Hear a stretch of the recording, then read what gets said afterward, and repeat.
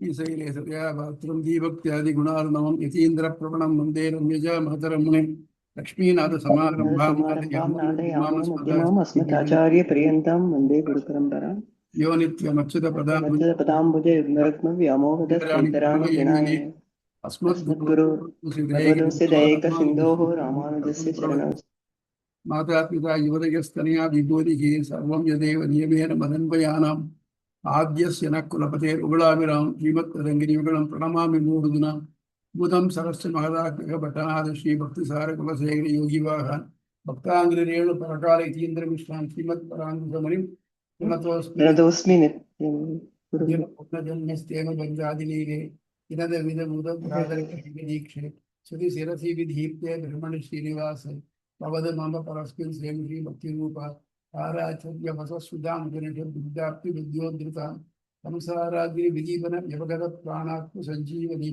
पूर्वाचार्य सुरक्षितां बहुमति व्यागाद दूरस्थिताम् आनीतां निजाक्षरै सुमसः सौमा पितन्त्यहम् तस्मै रामानुजार्याय नमः परमयोगिने श्रुतिस्मृतिसूत्राणाम् अन्तर्भुतम् अशीसमत्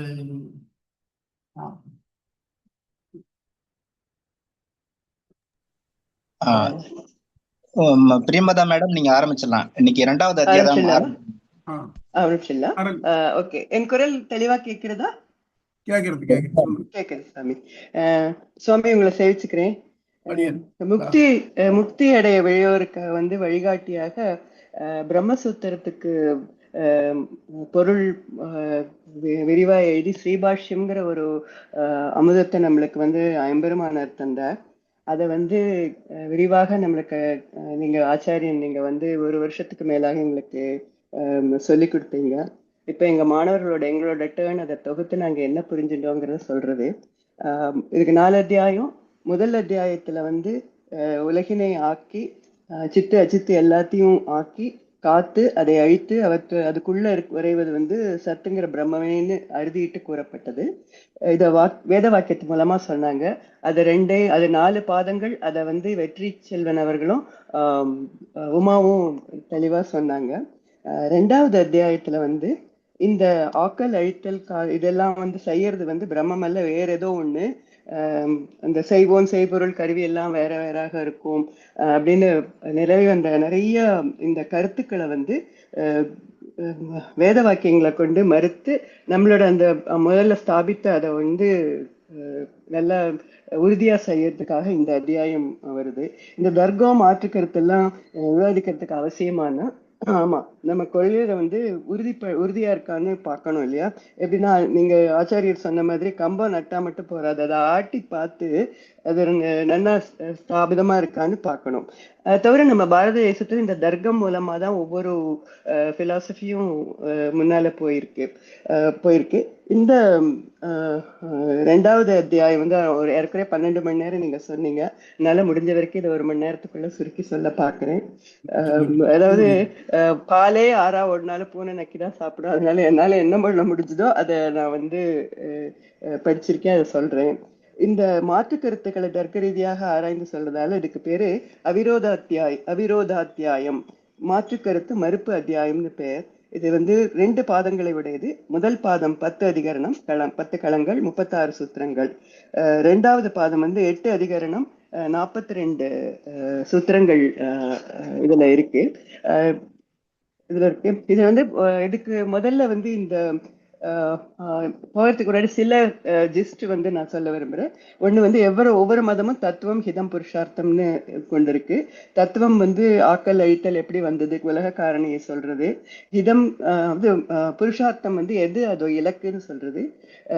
ஹிதம்ங்கிறது அந்த வழி நடத்தி நெறிப்பட்டு அந்த புருஷார்த்தத்தை எப்படி அடையிறதுன்னு சொல்றது. இது இந்த அங்கம் பொதுவா எல்லா மதங்களுக்கும் 2வது இங்க ராமானுஜர் காலத்தில் இருந்த மதங்களான சாங்கியம், அத்வைத்தம், பௌத்தம், ஜைனம், வைசேஷிகம் முதலான மதங்களை எடுத்துக்கொண்டு அவர் ஆராய்கிறார். அந்த காலத்துல அது என்ன மாதிரி பிராக்டிஸ் செய்யப்பட்டதோ அதுதான் இருக்கு. ஏன்னா இதை பூர்வபட்சத்திலிருந்து நம்ம அறிகிறோம். அதுக்கப்புறம் நிறைய மதங்கள் வேறுபாடுகள் வந்திருக்கு.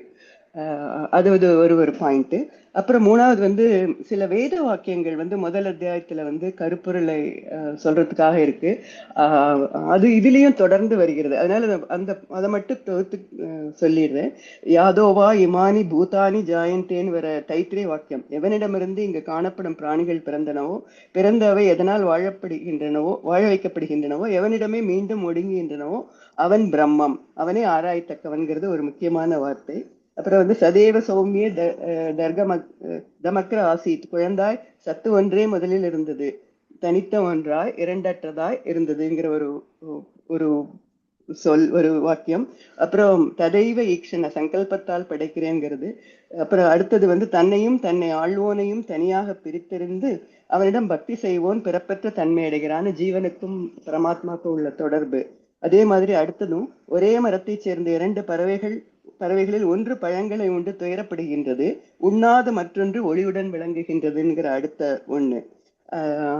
இன்னொன்னு வந்து எப்படி இருந்தது, முதல்ல இருந்தது சத் ஒன்றே இருந்தது என துவங்கி ஆத்மா பிரம்மம் என விரிந்து நாராயணன் ஒருத்தனே இருந்தான், சிவனும் இல்லை பிரம்மாவும் இல்லை, அவனை தான் அவன் படைச்சான். அதுக்கப்புறம் நாராயணன் தான் பரதத்துவம், தத்துவம் நாராயண பரோ ஜோதிராத்மா, அவனே ஜோதியின் வடிவாக இருக்கிறவன், அவனையே அடைய வேண்டும், அவனே முக்திக்கு வழி செய்பவன். இந்த அடிப்படையில ஆரம்பிச்சு இப்ப நாம வந்து 2வது அத்தியாயத்தோட முதல் பாதத்துக்கு போலாம். நான் வந்து ஒவ்வொரு களமா ஒரு குறிப்பா சொல்லிட்டு அப்படியே போறேன் சுவாமி, நான் புரிஞ்சுள்ள வரைக்கும். 36வது களம் வந்து பாதம் வந்து ஸ்மிருதி களம்னு சொல்லி இதுல 2 சூத்திரங்கள் இருக்கு. இது வந்து சாங்கியர்களுடைய பாயிண்ட்டுக்கு வந்து கவுண்டர் பாயிண்ட் மாதிரி. அவங்க வந்து என்ன சொல்றாங்கன்னா, அவங்கள பொறுத்தவரை மூலப்பிரகிருதி உயிர் இல்லாததுதான் வந்து இதை எல்லாத்தையும் படைச்சதுங்கிற ஒரு இது. இந்த இடத்துல அவங்க என்ன சொல்றாங்கன்னாக்க, கபிலர் வந்து வேதத்தாலேயே சொல்லப்பட்ட ரிஷிம் கபிலம் பிரசூதம்னு வேதமே புகழ்பட்டதுனால அவரே சொல்லி இருக்கும் பொழுது மூலப்பிரகிருதி தான் காரணம்னு சொல்லி இருக்கும் பொழுது எப்படி வந்து பிரம்மம் காரணமாயிருக்கும், அதனால அது நீங்க சொல்ற இது வந்து தள்ளத்தக்கதுன்னு அவங்க சொல்றாங்க. ஆனா அப்படி இல்லை. அவர் விஷ்ணுவோட அவதாரமா இருந்தாலும் அது ஆராயணும். அப்படி பார்த்தாக்க அதே வேதத்தால கொண்டாடப்பட்ட மனு வந்து பிரம்மம் தான் படைச்சதுன்னு சொல்றாரு. அதே போல ஆபஸ்தம்ப ஸ்மிருதி, தக்ஷஸ்மிருதி, கண்ணன் வந்து கீதையிலையும் சொல்றார், விஷ்ணு புராணமும் எல்லாமே பிரம்மம் என்கிறது. அப்ப அது எல்லாத்தையும் தள்ள நேரிடும். அதனால வேதம் பொதுவா பார்க்கும்போது சொன்னவர் பார்க்காம வேத வாக்கியம் என்ன சொல்லித்தோ அதை பார்க்கும் பொழுது பிரம்மமே உலகுக்கு இதுவாகிறதுன்னு சொல்லி இந்த கருத்து தள்ளப்படுகிறது. அடுத்தது 37வது வந்து யோக பிரத்யுக்தியதிகரணம், யோகவாத மறுப்பு களம். இது வந்து ஒரே சூத்திரம். இதுல வந்து பிரம்மனால போதிக்கப்பட்ட யோக ஸ்மிருதியில என்ன சொல்லப்பட்டிருக்கிறதுன்னு சொல்றது. யோக ஸ்மிருதியில வந்து அவங்க ஈஸ்வரனை வந்து நம்புறாங்க. அவன் வந்து செய்வோன் காரணம்னு சொல்லி தியானம் எல்லாம் மூலமா அந்த ஈஸ்வரனை நினைச்சு அதுல லயிக்கிறது, அதுல அடையிறது தான் வந்து அவங்களோட அந்த வழி. அது பிரம்மாவே பண்ணினதுன்னு இருந்தாலும் இது ஆராயப்படும் பொழுது அதாவது முக்காரணமும் இல்லை, பிரம்மன் செய்வோம் காரணம் மட்டும்தான் முக்காரணம். சரி, முக்காரணம் இவனாராம். ஒரு காரணம் செய்வோன் காரணம், கருவி காரணம், மூணுமே சதேவ சௌமியா இதமக்ர ஆசீத் ஏகமேவ அத்விதீயம். இந்த மூணு காரணம் அவன் சொல்றதை தவிர்த்து என்ன சொல்றானாக்க, இல்ல பிரம்மம் வந்து சோகாத பிரம்மம் வந்து இதை மட்டும்தான் செய்வோன் காரணம் மட்டும்தான் அப்படிங்கிற அதுதான் அதுல படிக்கும். சொல்லுங்க, மேல சொல்லலாம்.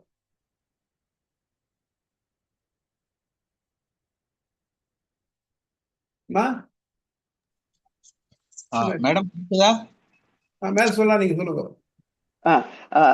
அதனால இதுவும் ஆமா, 3 காரணம், செய்வோன், பொருள் அண்ட் காரியம் எல்லாமே அவன் தான் காரணம்னு சொல்லாதனால இதுவும் தள்ளப்படுகிறது. அடுத்தது வந்து 38வது வந்து விலக்ஷணத்வாதி கரணம், வேறுபாடின்மை களம். இதுல 9 சூத்திரங்கள். இது வந்து சாங்கியர்கள் வந்து என்ன செய்யறாங்க, உலக நடைமுறை அது எப்படி அவங்களோட காணிப்புல உலக நடைமுறை கொண்டு பிரம்மம் வந்து ஒரு உலகத்தோட காரணம் இல்லைன்னு சொல்றாங்க. அதுக்கு என்ன இதுக்கு வைக்கிற அப்ஜெக்ஷன்ஸ் என்னன்னா, ஞானமே முழுமையா உள்ள ஒரு பிரம்மம் வந்து இந்த அறிவில் குறைவா இருக்கிற நம்ம ஜீவனையும் அறிவே இல்லாத அச்சித்துக்கும் எப்படி காரணமாக முடியும்? அப்புறம் வந்து இன்னொன்னு என்னன்னாக்க வினைப்பயனால உடல் வருகிறது. உடல் அழியும் போது வினைப்பயனும் அழிஞ்சிரும். பிரம்மம் காரணம்னால இந்த வினைப்பயன் இந்த இது வந்து பிரம்மத்துக்கு மேலேயும் ஏறுமே அப்படின்னு சொல்லிட்டு அதனாலதான் மூலப்பிரகிருதியே காரணம்னு சொல்றாங்க. எப்படின்னா உயிரற்ற தேனீல கிருமிகள் வளர்வது போல உயிரில்லாததிலும் வளரலாம் அப்படின்னு சொல்றாங்க. இதுக்கு வந்து விளக்கம் அளிக்கும் பொழுது இது நம்ம சித்து அச்சித்து ரெண்டுமே அந்த பிரம்மத்தோட உடல். இது வந்து அது ஒரு நுண்ணிய வகையில அந்த பிரம்மத்தோட சேர்ந்துதான் இருக்கு. மணிகள் கோத்து ஒரு மாலையாகிறது மாதிரி பிரம்மம் உள்ளுரைந்து நடத்தி கொடுக்கிறது. அதனால தெரிவதில்லை. ஏகமேவ அத்விதீயம், அதுவேதான் இருக்கு. பிரம்மத்தோட முனைப்பு இருக்கு இல்ல, நான் வந்து படைப்பேங்கிற சொல்ற ஒரு சங்கல்பம் வந்து ஒரு சத்து ஒண்ணுமே அமைதியா அந்த நிலை வந்து ஒரு கைனெட்டிக், ஒரு பருவ நிலைக்கு வந்து காரிய நிலைக்கு மாறுது. பொட்டென்ஷியல் இருந்து கைனெட்டிக் எனர்ஜிக்கு மாறுது. பிரம்மம் உயிர் ஆவதுனால உடலோட குறைகள் வந்து அந்த உயிருக்கு ஆகாது, அந்த உயிருக்கு வந்து ஏற்க முடியாது, ஆவதில்லைன்னு சொல்றாங்க. மூணாம் சொல்லப்படுகிறது, உறுதிட்டு சொல்றார். அடுத்த மூணாவது வந்து பிரம்மம் வந்து தன்னோட விருப்பத்தினாலதானே இந்த இதை படைச்சு இதை எல்லாத்தையும் ஆத்துக்கு அழிச்சு எல்லாம் பண்ணுறது. அதனால வினைப்பயன் வராது. இதை யாரோ உருவாக்கல, அது வந்து அதை உருவாக்குறதுனால வினைப்பயன் வந்து அதுக்கு வராது. அது வந்து ஜீவனுக்கு மட்டும்தான் காரணம், ஜீவனுக்கு மட்டும்தான் உண்டு. அதனால காரணம் காரியங்கிறது வந்து ஒரு மாறுபாடு, ஒரு ஒரே பொருளோட வேறுபாடுதான். அதனால இந்த சாங்கியரோட இந்த அப்ஜெக்ஷன் வந்து தள்ளப்படுகிறது. அடுத்த பாயிண்ட் வந்து 39வது களம் வந்து சிருஷ்ட அபரிகிரகாதி கரணம், அதாவது சான்றோர் கை கொள்ளாமை களம்.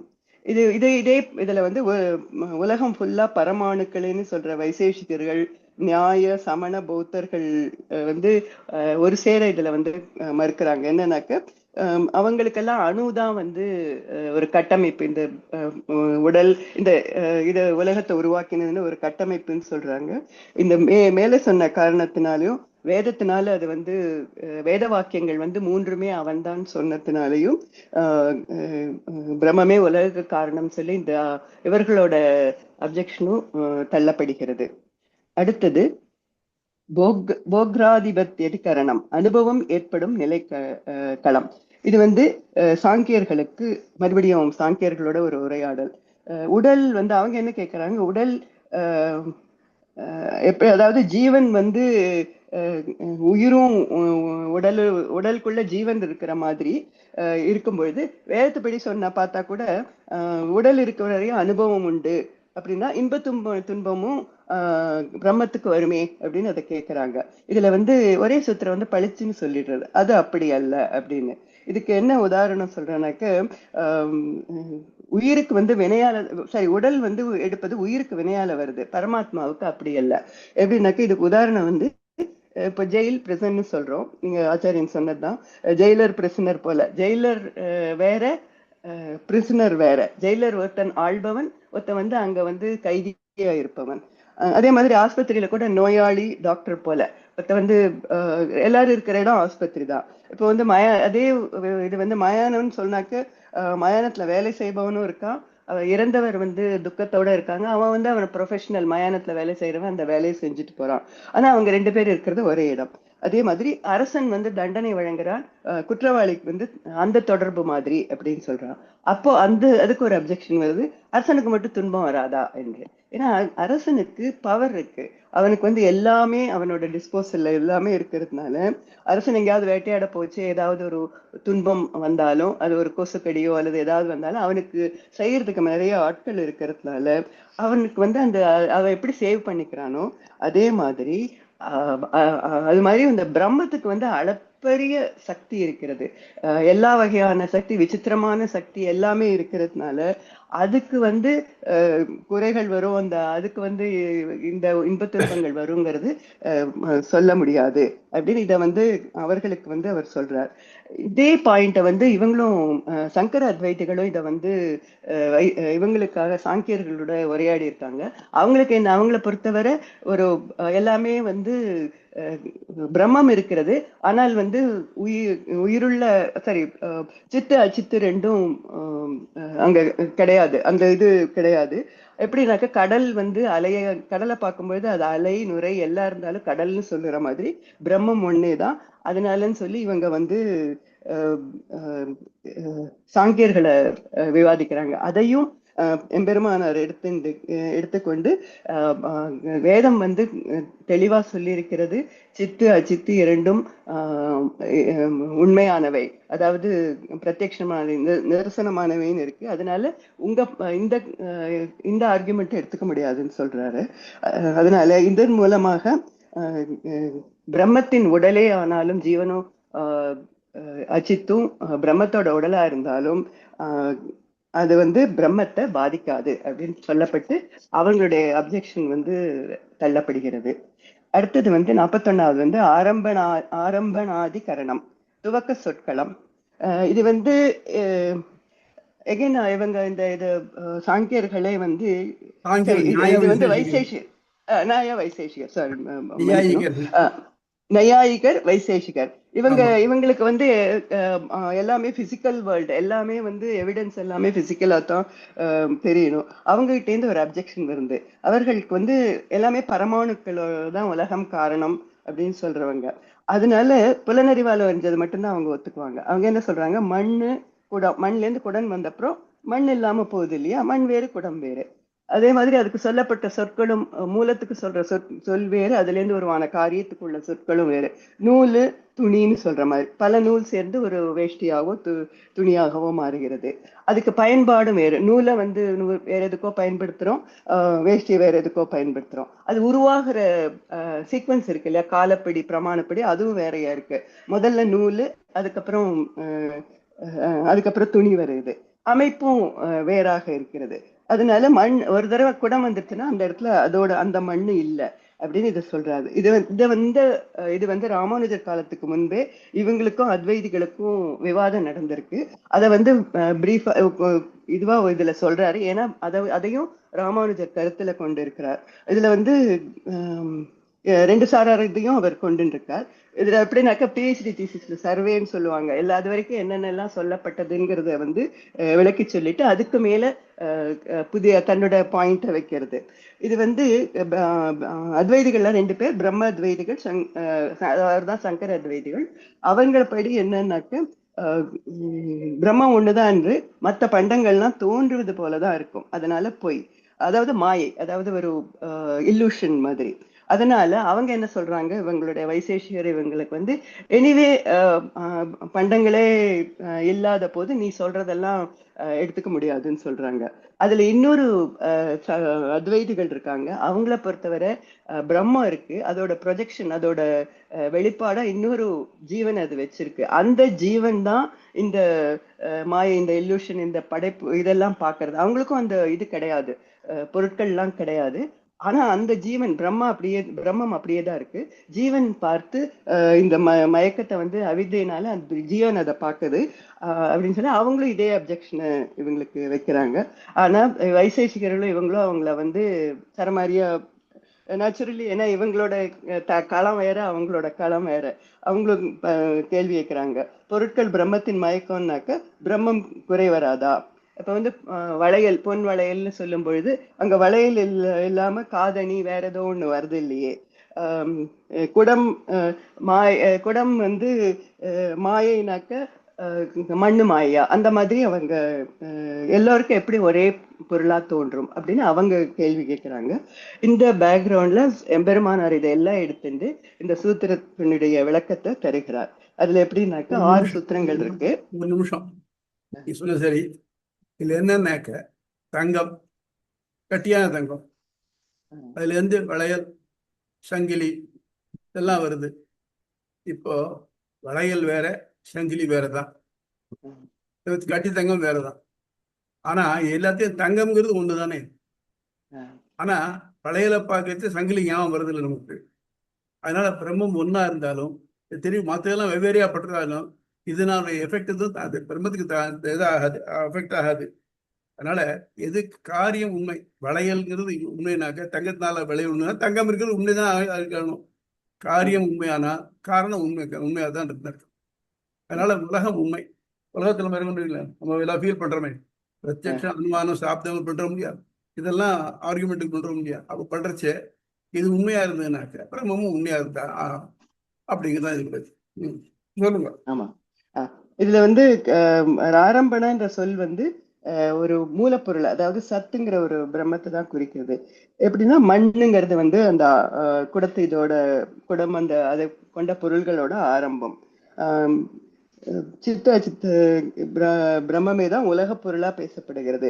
அதுதான் அந்த எப்பவுமே முன்னாடியே சொன்ன மாதிரி அதுதான் வந்து பிரம்மம் தான் அதுக்குள்ள அந்தர்யாமியா இருந்து அதை நடத்துகிறது. அதாவது அது எதை அறிந்தால் எல்லாம் அறியப்பட்டதாகுமோ என்ற வாக்கியத்தால பண்டம் வந்து எல்லாம் பலவா இருந்தாலும் அதோட மூலப்பொருள் ஒன்று. எப்படி வந்து கச்சா எண்ணெய், அதாவது க்ரூட்ல இருந்து டிஸ்டிலேஷன் மூலமா பெட்ரோல் டீசல் எல்லாம் வந்தாலும் அதோட மூலப்பொருள் வந்து ஒன்றாகவே இருக்கிற மாதிரி.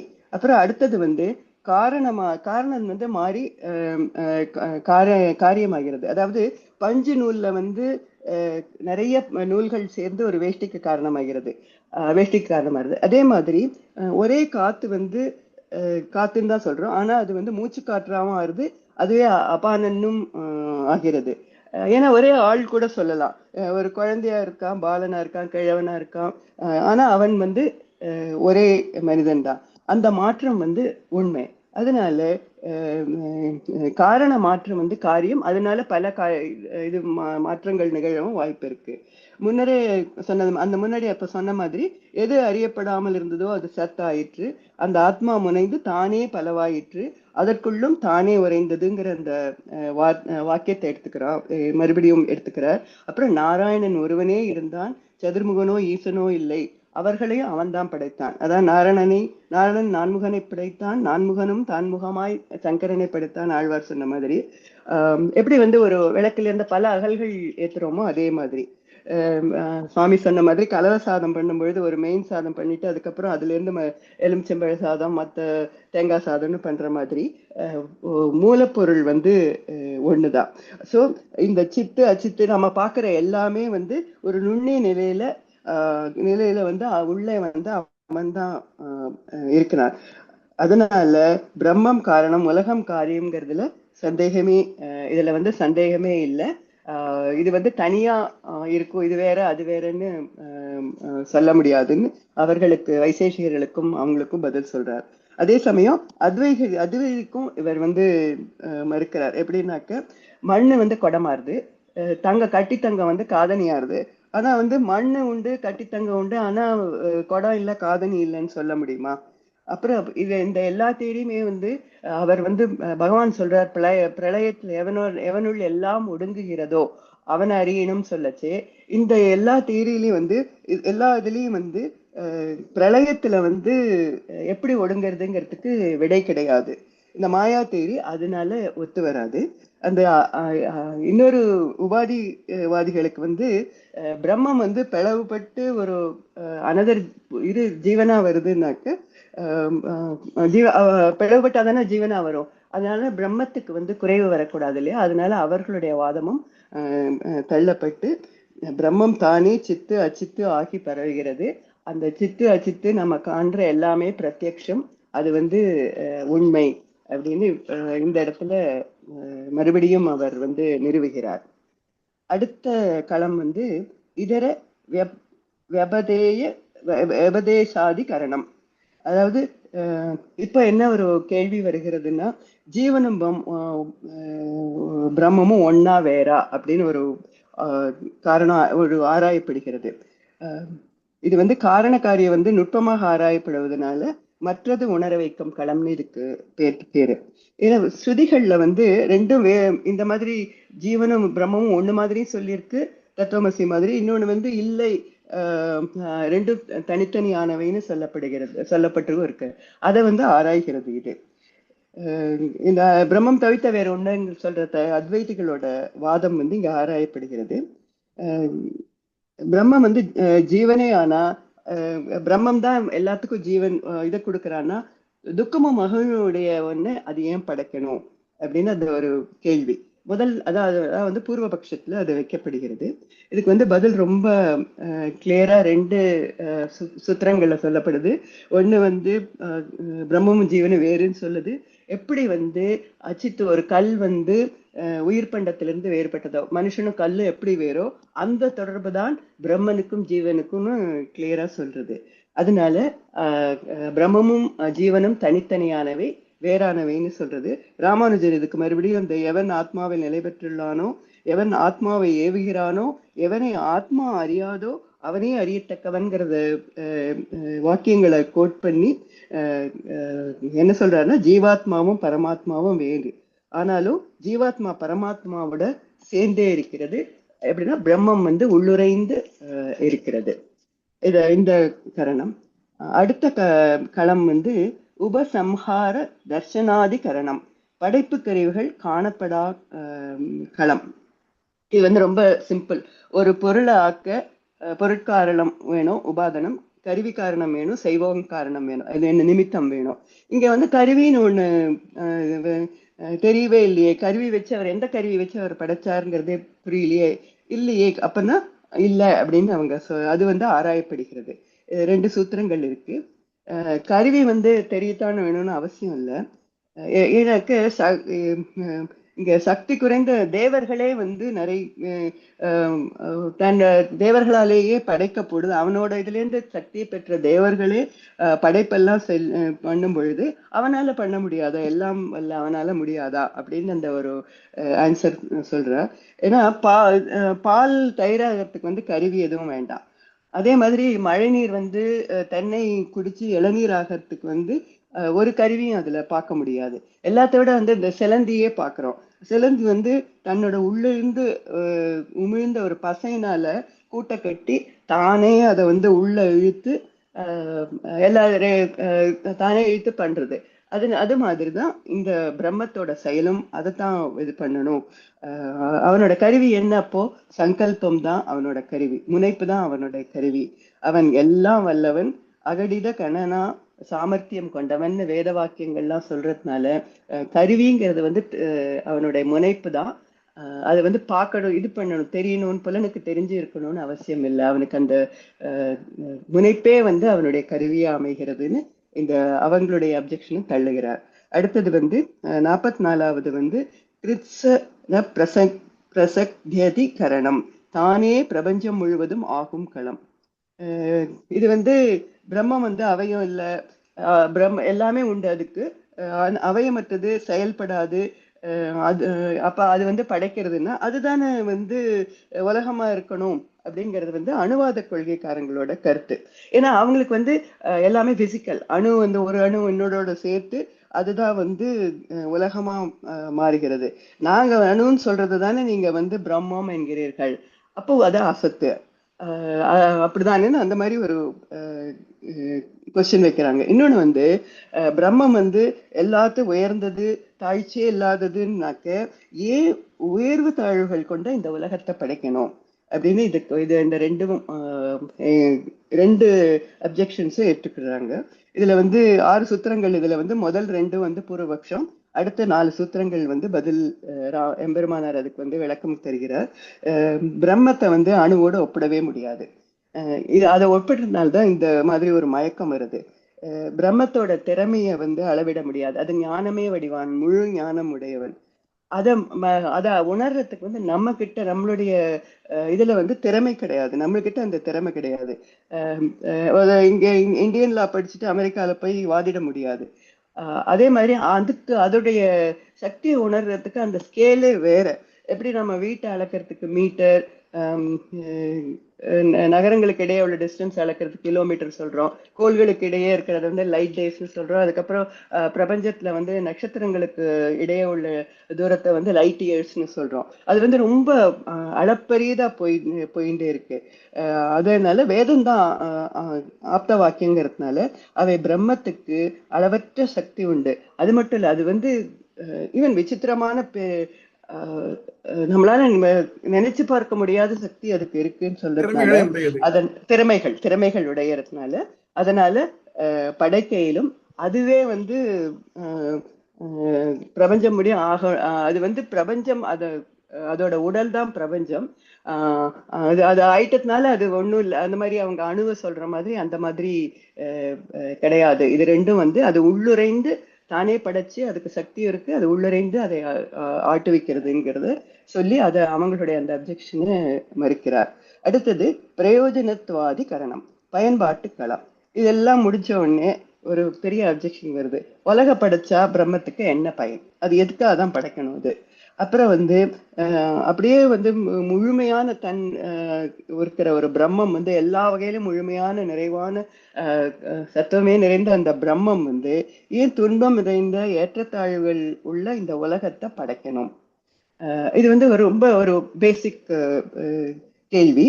இதுக்கு வந்து 5 சூத்திரங்கள் நம்முடைய இது வந்து இதை படிக்கும்பொழுது இது நம்ம சித்தாந்தத்துடைய ஒரு சில மூல இதுக்கு வந்து மூல காரணங்களை அப்படியே காட்டுறத வந்து பார்க்க முடிகிறது.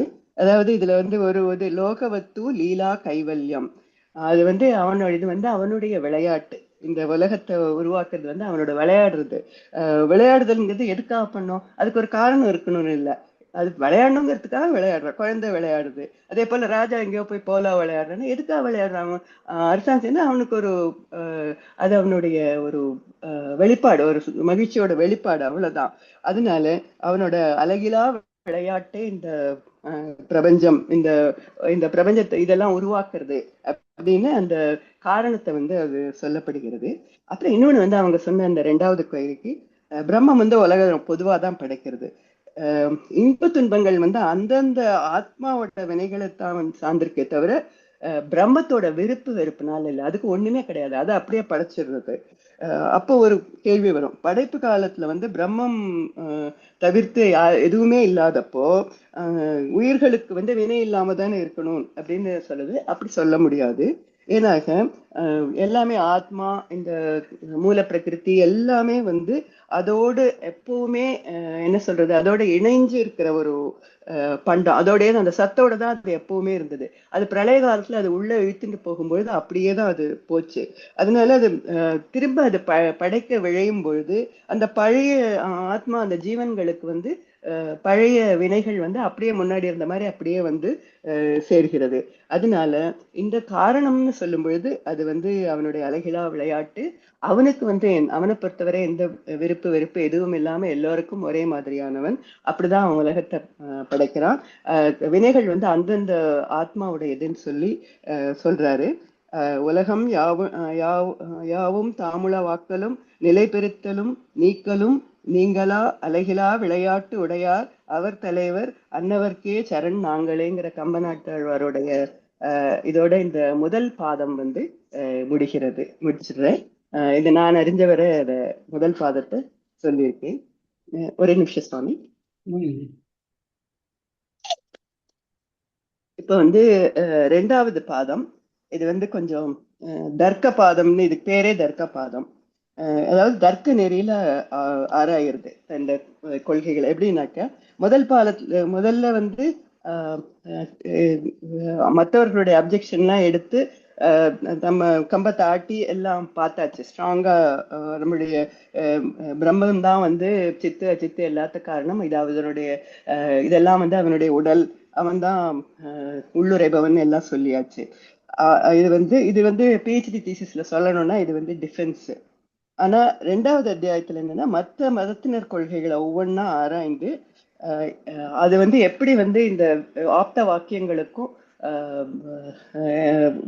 வேதம்ங்கிற ஆப்த வாக்கியத்துக்கெல்லாம் ஒப்பிட்டு பார்த்து எப்படி வந்து அவை வந்து நிலையற்றது, எப்படி அதால ஸ்டாண்ட் பண்ண முடியல, தள்ளத்தக்கதுன்னு ப்ரூவ் பண்றது. எப்படின்னா அவங்க பாயிண்ட் சரிதான் அப்படின்னே வச்சுக்கலாம். இப்போ வந்து இதுக்கு ஒத்து வரலையேன்னு ஒவ்வொரு ஒன்றா எடுத்து அவங்களே வந்து இல்லைன்னு சொல்ல வைக்கிறது. இப்போ வந்து ஒரு லைட்டர் இதுல சொல்லணும்னாக்க, முதல் பாதை வந்து நாம வந்து ஒரு தேசத்தை பாதுகாக்கிறதுக்காக அவன் மிசைல்ஸ் அடிக்கும் பொழுது நாம பாதுகாத்துக்கிறது. 2வது இது வந்து ஆபரேஷன் சிந்தூர், அங்கேயே போய் அந்த களத்திலேயே போய் பேசுறது, அது தர்க்க நிலையில. ஸோ 46வது வந்து முதல்ல எடுத்துக்கொண்ட இவர் வந்து சாங்கியர்கள். ரசனானுபத்தியாதி கரணம், கருத்து பொருந்தாமை களம். சாங்கியர் தான் முதல்ல எடுத்துக்கிறாங்க. எனக்கு அவர் தான் வந்து விஷ்ணுவின் அவதாரம். அவர் 25 தத்துவங்களை வந்து ரசனான்னாலே தொகுப்புன்னு அர்த்தம், அதை வந்து தொகுத்து கொடுத்தவர். அவங்க வந்து சாங்கிய மதத்தை பத்தி நம்ம போன இதுலயே வந்து தெளிவா சில பார்த்துட்டோம். ஒரு ஒரு சின்ன ஜிஸ்ட் வந்து அவங்களது வந்து மூல பிரகிருதி, அதாவது மகான்கிற அச்சித்து தான் ஞானமே இல்லாதது வந்து அது படைக்கும். அந்த புருஷன் வந்து தூய ஞானம். அவன் வந்து அது அது அவன் வந்து பண்ண மாட்டான். அவன் வந்து படைப்புக்கு காரணம் இல்லை. செயலற்ற நொண்டியான ஆத்மா வந்து அறிவற்ற குருடனை, அதாவது இந்த மூல பிரகிருத்திய வந்து வழிகாட்டி 2 மாசம் சேர்ந்து அழைச்சின்னு போற மாதிரி உலகம் வந்து படைக்கப்படுகிறது. அடுத்தது வந்து மகான் வந்து எப்படி படைக்குது, அது வந்து முக்குண பேலன்ஸ் மாறுபாடு. முக்குணம் தத்துவம் தமோ ரஜோகுணங்களுடைய பேலன்ஸ்னால பேலன்ஸை மாத்தி மாத்தி ஒரு பர்முட்டேஷன், ஒரு 6 பக்கம் அணு பண்ணி ஒரு பர்முட்டேஷன் காம்பினேஷன் மாதிரி, எப்படி 3 கலர்கள்ல இருந்து மில்லியன் மில்லியன் நிறங்கள் வருகோ அது மாதிரி மிக்ஸ் மேட்ச்ல வந்து இந்த இது உருவாகிறது. கொஞ்சம் அணுவாதி மாதிரியே தான் இருக்கு. இதுக்குள்ள புருஷன் வந்து இருக்கும். மூலப்பிரகிருதி அது என்னன்னாக்கா, இந்த புருஷன் வந்து மூலப்பிரகிருதி பண்றது தான்னு நினைக்கும் பொழுது ஒரு மயக்கம் வரும். அது அதுதான் வந்து அகங்காரம். இந்த அகங்காரத்துல இருந்து விடுபட்டு அது மகான்ல இருந்து விடுபட்டு போகும் பொழுதுதான் முக்தி கிடைக்கும். இந்த இதுல ஒரே ஒரு ஆச்சரியம் என்னன்னாக்கா, இந்த அச்சித்தான மகான் தான் அதுக்கும் உதவி பண்ணும், விடுதலைக்கும் அதுதான் உதவி பண்ணும். இது வந்து இதெல்லாம் எப்படி அறியப்பட்டதுனாக்க அனுமானத்தால் அறியப்படுகிறது அப்படின்னு. அப்படி எவ்வளவு பெரிய தியரி சொல்லிட்டு இதெல்லாம் எப்படி பண்றோம்னா அனுமானத்தால் அறியப்படும்னு ஒரு ஒண்ணு சொல்லிடுறாங்க. அதுக்கு வந்து 9 சூத்திரங்கள்ல வந்து இதனுடைய கருத்து வந்து மறுக்கப்படுது. எம்பெருமானார் அதுக்கு பெரிய விளக்கம் கொடுத்திருக்கா. ஞானம் இல்லாத அந்த ஒரு மூலப்பிரகிருதி வந்து தானே படைக்கிறதுன்னு சொன்னாக்க அதை வந்து அனுமானத்தினால எப்படி தெரியுது? அனுமானங்கிறது வந்து முன்னாடியே ஏதோ ஒரு தெரிஞ்ச அறிவினாலதான் பண்ண அதை உணர முடியும், அதை சொல்ல முடியும். அதாவது மலையில புகை வருது, அதனால தீ இருக்குன்னு சொல்லும் பொழுது முதலே ஒரு அறிவு இருக்க வேண்டும். நெருப்பு அதோட அசோசியேட் தீ, அதனால தீய பார்க்கல, ஆனா வந்து புகையை பார்த்த உடனே மலையில தீன்னு தெரியுது. ஸோ இந்த அறிவு வந்து முன்னாடியே ஒரு நிதர்சனமான இந்த அறிவு வந்து முதல்ல இருந்தாதான் அனுமானம்ங்கிறது வந்து கொடுக்க முடியும். அப்புறம் இன்னொன்னு வந்து இந்த அவங்க இது சாங்கியர்கள் எப்பவும் சொல்ற அந்த பால் வந்து தயிர், அதாவது பால்ங்கிறது ஒரு அச்சித்து, அதுல ஒண்ணுமே இல்லை, அது வந்து தயிர் ஆகிறது இல்லையா. அப்புறம் வந்து மழை நீர் வந்து தன்மை மாறி இளநீர் ஆகிறது, இதெல்லாம் சொல்லும் பொழுது அதுவும் சரியானதாகாது. ஏன்னாக்க பால் தயிரானா ஒரு பாக்டீரியா ஏதோ உள்ள வந்து ஒரு ஞானம் வேணும், அல்லது ஒரு உயிரோட தூண்டுதல், உயிர் மூலமா ஞானத்தோட தூண்டுதல் வேணும். மழை நீர் இளநீர் ஆகுனா அங்க ஒரு தென்னை மரம் வேணும். உயிரில்லாத பண்டத்தால அதனால உயிரை வந்து உருவாக்கவே முடியாது. எந்த ஜடப்பொருளாலையும் மத்தொன்ன வந்து உருவாக்கணும்னாக்க, எதுவானாலும் அப்படி உருவாக்கணும்னால கூட அதுக்கு வந்து ஒரு ஞானம் வேண்டும். அதனால அதை பற்றி சொல்லாதனால இந்த பாயிண்ட் செல்லாது. அடுத்தது வந்து மூலப்பிரகிருதியும் ஜீவனம் எப்பவும் உள்ளது. அப்ப வந்து இங்க வந்து இதால வந்து பிரளயத்தை பற்றி பிரளயத்துக்கு காரணத்தை சொல்ல முடியாது. வேதப்படி என்னன்னாக்க, எதனிடமிருந்து பிராணிகள் பிறந்தனவோ எதனுள் ஒடுங்குகின்றனவோன்னு அது சொல்லதுனால எந்த இந்த கான்செப்ட் எதுவானாலும் அத பிரளயத்தை வந்து ஒரு பிரளயத்தை வந்து ப்ரூவ் பண்ற மாதிரி இருக்கணும். அதை வந்து இதால விளக்க முடியாது. அது அந்த ஒரு பாயிண்ட் இந்த குறை இதுக்கு உண்டு. அப்புறம் வந்து ஏன்னா இது அச்சித்தும் சித்தும் எப்போ இருந்துட்டே இருக்கு, நிரந்தரமா கொண்டு வந்தோம். ரெண்டு சேர்ந்துட்டு எப்போ உலகம் உண்டாயிட்டே இருக்கணும். உலகத்துல பிரளயம்ங்கிறது ஏற்பட முடியாது.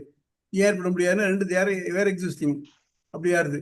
அப்போ ஹூ டிசைட்ஸ் அது எப்போ வந்து உலகம் ஒடுங்கணும், எப்போ படைக்கணும் இது பண்றதுனாக்க 3வது கொள்ளி இருந்தாகணும். பிரளயத்தை பத்தி எல்லாத்தையும் சொல்லிட்டு இருக்கா, எல்லாரும் புத்தகத்துக்கும் ஒரு வேதத்துலையும் சொல்லியிருக்கு. அதனால நீங்க சொல்றது, நீங்க சொல்ற மாதிரி அச்சித்து சித்து தான் பண்றதுனாக்க இந்த ரெண்டு எப்பவும் ஒரே மாதிரி இருந்துட்டே இருக்கணும். அது சொல்ல சரி வரல அப்படின்ட்டு. நன்றி சுவாமி.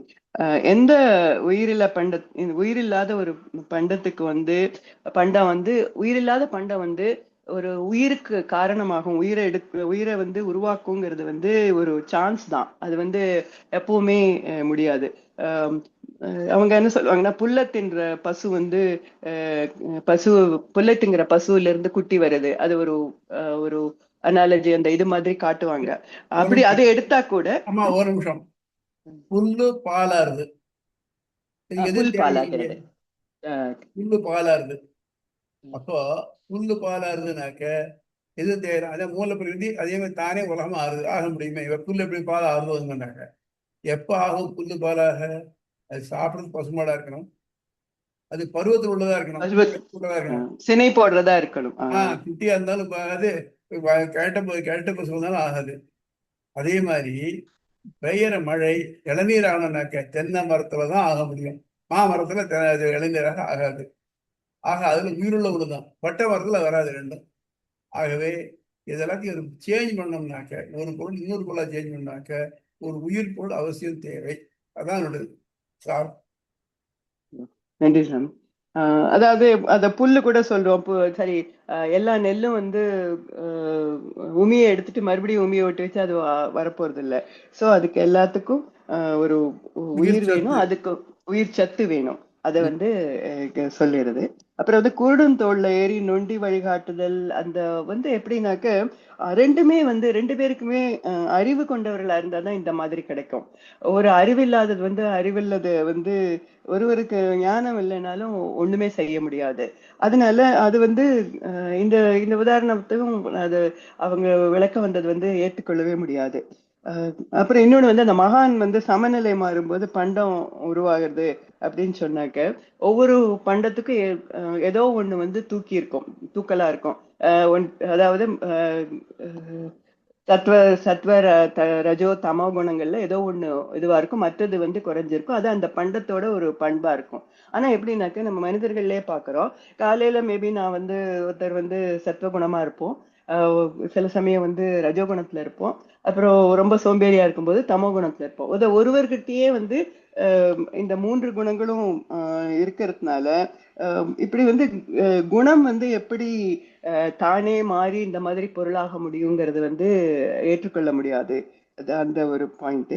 அப்புறம் ஆத்மாவை வந்து பிணைக்கிறதுக்கும் அதுலேருந்து விடுதலைக்கு ஞானம், அந்த மகான்லேருந்து விடுதலை பெறுவதற்கும் இந்த ஞானம் இல்லாத மகான் வந்து எப்படி வந்து உதவ முடியும்? அவங்க என்ன சொல்றாங்கன்னா, கணவனுக்கு மனைவி உதவி செய்து முன்னே இது கொள்ற மாதிரி அந்த இதுலயும் இரண்டு பேருக்குமே வந்து ஞானம்ங்கிற ஒண்ணு இருக்கு. அதனால ஞானம் இல்லாம ஞானம் இல்லாம ஒண்ணு லீட் பண்ணவே முடியாது. அதாவது ஒரு அறிவே இல்லாத ஒரு மூலப்புகர் மகான் கிட்ட தூய ஞானமான ஒரு ஒரு புருஷன் அந்த ஈர்ப்பு வந்து எப்படி கொள்ள இயலும்? அது வந்து வெரி அப்சூர்ட். அது வந்து அந்த கொள்கைக்கே வராத இருக்கிறதுனால இந்த மதம் இந்த பாயிண்ட் எல்லாம் பார்க்கும் பொழுது இந்த மதம் வந்து தள்ளத்தக்கதே.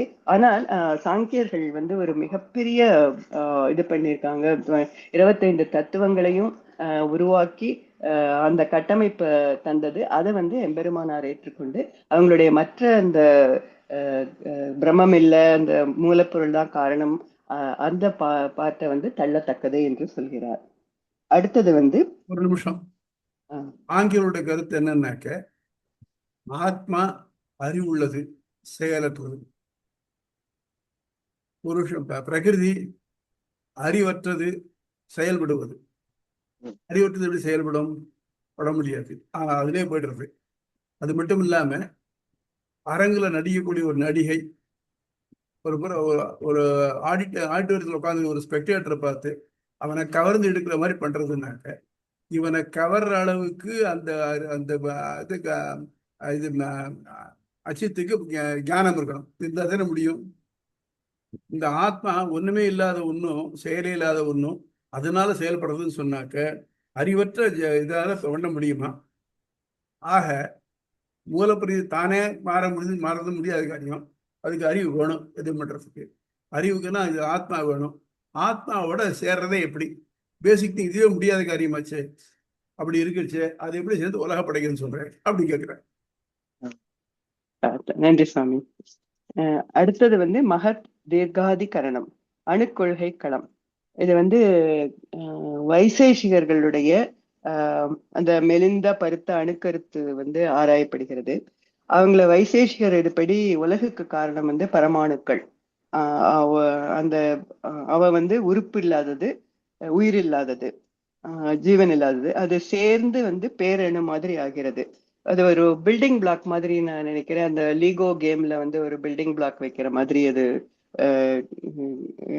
பேரணுக்கள்லாம் சேர்ந்து மலை ஏறி கடுகு எல்லாம் செயற்கையினால உருவாகிறது.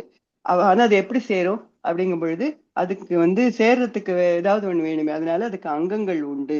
அது ஒரு பாண்ட் மாதிரி, கோவலன்ட் பாண்டி, ஒரு வேலன்ஸ், 2 வேலன்ஸ், 2 டைவேலன்ட், ட்ரைவேலன்ஸ்ங்கிற மாதிரி அவங்களுக்கும் இந்த எண்ணிக்கைகள்லாம் இருக்கு. அப்புறம் வந்து உயிர்கள் வந்து வினைப்பயனால தோன்றும், புலனாகாத, அது வந்து கண்ணுக்கு புலப்படாததாக அந்த இது இருக்கிறதுனால அதிருஷ்டம்னு சொல்லப்படுகிறது. இதுதான் வந்து ஒரு பண்டத்தோட தன்மையை வந்து தீர்மானிக்கிறது. அப்புறம் இந்த பண்டம் வந்து இது தன்மை தீர்மானிச்சாரு. ஆனா வந்து அணுக்களும் இருக்கு. இதுக்கு வந்து ஒரு இதை தொடர்பை ஏற்படுத்தினாதானே ஒரு பொருள் இருக்கும். அந்த தொடர்பை வந்து சமவாயம்னு சொல்றாங்க. அது வந்து அந்த சமவாயம், இந்த தொடர்பு வந்து வந்து ஒவ்வொரு அந்த பண்டத்தை விட்டு பிரியறதே கிடையாது. இது வந்து ஒரு மரம்னு சொன்னா அதுக்கு ஒரு சமவாயம் உண்டு, அது அவங்களுடைய கொள்கை. அடுத்தது வந்து இங்க திடீர்னு வினைப்பயனுக்கு வந்து வினைப்பயனை பத்தி வருது. அதுல வந்து வினைப்பயன் வந்து போகிறது, அது இது பண்றதுக்கு வந்து காலம் வந்து ஃபிக்ஸ்டு எதுவும் கிடையாது. சில நாள் ஆகலாம், சில யுகங்கள் ஆகலாம், அந்த மாதிரி. அதனால படைப்பும் ஃபிக்ஸ் இல்லை, அழிவை பத்தி தெரியல, அதை பத்தி அவர்கள் ஒன்றும் சொல்லலை. அப்புறம் வந்து சமவாயத்தினால மண், நீர், காற்று இதெல்லாம் வரப்போகுது. அதுல இருந்து அந்த தொடு உணர்வு, பேச்சு, அந்த அந்த உணர்வுகள் எல்லாமே வந்து வருகிறது. உலகம் வந்து ஒன்றாகும், தொடரும். இந்த தொடரும், அது அப்படி இருக்கு. அதுல வந்து அழிவை பத்தி எதுவும் சொல்லல. இதுல வந்து அணு, ஆத்மா, இதுக்கு மேல ஈஸ்வரனுக்கு இதுல வந்து இடமே கிடையாது. இது இவங்களை வந்து எதிர்கொள்றதுக்கு வந்து இந்த 7 சூத்திரங்கள் இருக்கு. அது அது என்ன ஒவ்வொன்னா பெருமானார் விளக்குறார். புலனுக்கு தெரியாத அணுன்னாக்க எப்படி எப்படி ஒன்னோட ஒண்ணு சேர்ந்து பண்டத்தை உருவாக்கும். அதுக்கு வந்து அங்கங்கள்னாக்க அப்ப அதுவும் தனித்தனியா தானே இருக்கும். ஒரு அணுவும் வந்து அங்கங்கத்தோட இருக்குன்னா அதுக்கு ஒருவருக்கு அது ஒரு டிஸ்டிங்டா இருக்கும். அந்த ஒரு கேள்வி வருது. அப்புறம் வந்து வினையினால இது உருவாகிறது இது அப்படின்னாக்க, இந்த வினை வந்து அணுக்களை சார்ந்திருக்குமா, ஆத்மாவை சார்ந்திருக்குமா? அணுவுக்கு வந்து பண்பு கிடையாது, அவன் வந்து தூயவன்னாக்க. ஆத்மா வந்து ரொம்ப தூயவன், அணு வந்து பண்பு கிடையாதுன்னாக்க. வினை வந்து எப்படி அவற்றுடன் ஒண்ணுக்கு ஒண்ணு சேரும், அந்த இது எப்படி சேரும், அந்த அவ ரெண்டும் எப்படி சேர்க்க முடியும் அப்படின்னு ஒரு கொஸ்டின். அதுக்கு வந்து விடை இல்லை. ஒவ்வொரு பண்டத்துக்கும் ஒரு பொது பண்பு உண்டு. நம்ம வந்து லிக்விட், சாலிட், அந்த வாயு மாதிரி இருக்கு. அதனால அது இல்ல, அவங்க சொல்றது வந்து ஒவ்வொரு நம்ம பாக்குற ஒவ்வொன்றுத்துக்கும் ஒவ்வொரு சமவாயம் உண்டுனாக்க, அது வந்து லட்சக்கணக்கில், அது எவ்வளவு சமவாயம்னாக்க அது அப்படியே போயிட்டே இருக்கும், நிறைய லட்சக்கணக்கில் போயிட்டே இருக்கும். ஸோ அதுக்கு வந்து எண்ணிக்கை அளவே இல்லாம போயிட்டு இருக்கும். அப்போ வந்து அணுக்கு வந்து உருவு இல்லைன்னாக்க எப்படி வந்து அந்த செயற்கை உண்டாகும்? அது அங்கங்கள் இருக்குன்னு சொல்றாங்க. அப்போ அது உருதானே அப்படின்னு சொல்லி இவங்க வந்து இது தவிர வேற எதுவும் ஈஸ்வரன்ங்கிற தத்துவம் இல்லாதனால இல்ல அதனால இந்த மதம் வந்து தள்ளத்தக்கதே. இதுல என்னன்னாக்க, இந்த 3 இதுவும் எப்படி படைக்கப்படுகிறது, அந்த சமவாயம் அணுக்களால சேர்றதுன்னா அந்த எப்படி சேர்க்க, ஏன் இந்த பொருள் உண்டாருது, அதுக்கு அதாவது அந்த பின்னாடி இருக்கிற ஞானத்தை பற்றியோ, அது வந்து எல்லாத்தையும் சேர்த்து படைக்கிற ஒரு பிரம்மத்தை பத்தியோ சொல்லாதனால இந்த மதம் வந்து ஒரு தள்ளத்தக்கதே என்று சொல்றார். மதம் எப்படின்னா, ஒரு விஞ்ஞானிய வந்து எப்படி உலகம் கிரியேட் பண்ணான்னு சொல்ல ஒவ்வொன்னா ரெடியூஸ் பண்ணிட்டு ஒரு ஆட்டம் வந்து அவ பில்ட் பண்றா. சடனா ஒரு வினை வருது, எப்படி வந்து சேர்ந்து வருதுங்கும் பொழுது தென் ஒரு தீர்மானத்தை கொண்டு வர்றாரு. இந்த இதுக்கு இதுதான் தீர்மானம் சொல்லி அப்புறம் ஒரு சமவாயம் கொண்டு வந்து பில்ட் பண்ற மாதிரி இருக்கு.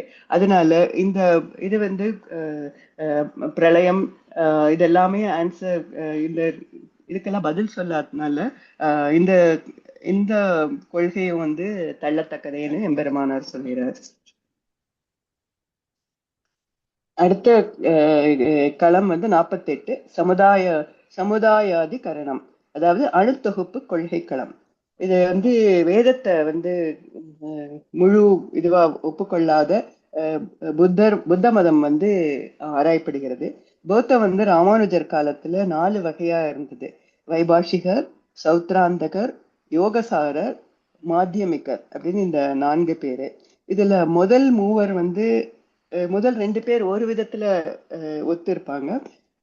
அடுத்த 2 பேர் வேற விதமான ஒரு கொள்கை இருக்கு. இதுல முதல் 2 பேர் இந்த அதிகரணத்துல அவங்கள பத்தி சொல்றாரு. இவங்களுடைய கொள்கைப்படி இந்த உலகம் வந்து உண்மை, நித்தியம், உண்மைதான், உண்மை. அதுல வந்து உலகின் காரணம் வந்து அணுவெல்லாம் சேர்ந்து பண்றது அணு தொகுப்புகள். அது வந்து 2 வகை அணு தொகுப்புகள் உண்டு. ஒண்ணு புறத்தொகுப்பு, நாம பாக்குற அந்த பண்டத்தை இது பண்றது. இன்னொன்னு வந்து அறத்தோட தர்ம, அந்த அறநெறியில வருது. அது வந்து உணரப்படும் உண்டு. அதாவது இதுக்குள்ள வந்து நான், மனசு, அறிவு, ஞானம் அதெல்லாம் சேர்ந்தது வந்து இன்னொன்று, அது வைக்கிறது சொன்று. அப்போ வந்து இவங்களுக்கு வந்து 4 நிலம், நீர், தீ, வழி இததான் உண்டு. இதுல வந்து இதுல வந்து இந்த அணுக்கள் வந்து கூடுகும் பொழுது ஒரு பர்முடேஷன் காம்பினேஷன்ல வந்து உலகத்துல இருக்க பொருட்கள் எல்லாம் வருகிறது. தனியா சேரும் போது அச்சித்தும், அதாவது நம்ம பண்டங்களும், இந்த ரெண்டும் அந்த அறத்தொகுப்பும் அதுவும் சேரும் பொழுது இந்த மனுஷன், அதாவது உயிர் பண்டங்களும் வந்து சேருகின்றன. அது ஒண்ணு சேரும் பொழுது அதுல அந்த அந்த புறத்தொகுப்பு இதோட சேரும் பொழுது தான்கிற ஒரு எண்ணமும், அது அகங்காரம் அதெல்லாம் வரும் பொழுது அதுவே வந்து ஆசை எல்லாத்தையும் கொண்டு வருது. அதனால துன்பம் வந்து அந்த மனித உயிர் படைப்புக்கு வருகிறது.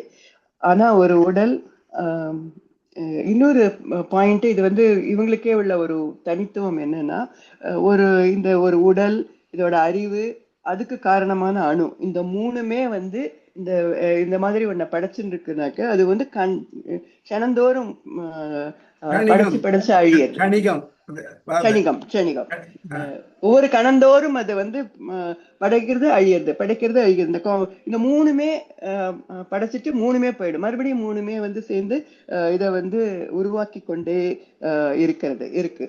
அப்புறம் வந்து இதை உணர்ந்து இதுல இருந்து விடுதலை அடையறதா ஞானம் வந்து அதுதான் வந்து அடையிற ஞானம் தான் வந்து முக்தின்னு இவங்க சொல்றாங்க. இவர்கள்ல வந்து உலகம் நித்தியங்கிறதுனால, உண்மைங்கிறதுனால அந்த அறிவு வந்து புலன்களால பிரத்யக்ஷன்னு பாக்குறோம்னு சொல்றது வந்து வைபாஷிகர். அனுமானத்துலதான் அறியப்படும் இது இருக்குங்கிறது வந்து சௌத்ராந்தகர். இந்த 2 தான் இவங்களுக்கு ஒரு சட்டில் டிஃபரன்ஸ் இருக்கு. இதே இதுல வந்து யோகசாரங்கிறவங்க வந்து அவங்களுக்கு வந்து புறப்பண்டம் வந்து எதுவும் கிடையாது. அது வந்து எல்லாமே இல்லூஷன், மாயை மாதிரி, எல்லாமே இல்லூஷன் சொல்றா. மாத்தியமிக்கருக்கு வந்து எதுவுமே கிடையாது, புறப்பண்டமும் கிடையாது, இந்த அர்த்தப்பு எதுவுமே பார்வை இருக்கு, எல்லாமே வந்து ஒரு மாயை, அதாவது சூன்யம்னு சொல்றாங்க. இந்த முதல்ல இந்த 2 பேருக்கும் உள்ள இந்த வைபாஷிகருக்கும் சௌத்ராந்தகரும் வந்து